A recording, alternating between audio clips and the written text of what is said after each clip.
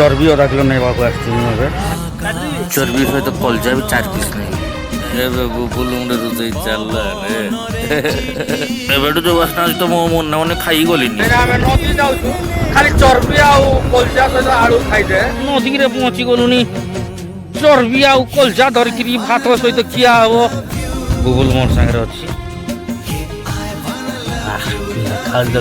ଚର୍ବି ଗାଧି ଗୁଧାକିରି ଖାଇତେ ଆସିଲୁ। ଖାଇବାର ସମୟ ନା ଭାତ ଇଆଡ଼େ ଚର୍ବି ଆଉ କଲଜା ରିଭ୍ୟୁଟା ଦେଇ ଦିଅନ୍ତୁ। ଦେଇଛି ବଢିଆ ଲାଗୁଛି ବୁବୁଲ ମସଲାଟା ବଢିଆ ଅଛି। ଚର୍ବିର ତେଲ ସାଙ୍ଗରେ ଯୋଉ ଭାଜି ହେଇଛି ମସ୍ତ। ଏତେ ବଢିଆ ରୋଷେଇ କରିବୁନି ତେଲିଆ ତେଲିଆ ଲୋକମାନେ ଦେଖିଲେ ସେମାନେ ବକିବେନି ତାଙ୍କୁ ବି ଲୋଭ ଲାଗୁଥିବ। ଆଳୁଟା ବି ବଢିଆ ଭାଜି ହେଇଛି ଚକଟିକିଆ ଟିକେ ଆପଣମାନଙ୍କୁ ବି ଲୋଭ ଲାଗୁଥିବ ଆମେ ଜାଣୁଛୁ ଆଉ କି କରିପାରିବୁ ଦେଇ ତ ପାରିବୁନି। ୟୁଟ୍ୟୁବରେ ପରେ ଫୁଲ୍ ଭିଡ଼ିଓ ଦେଖାବ ରିଲେ ବି ଡିଷ୍ଟର୍ବ କରୁନି ଆମେ ଖାଉ।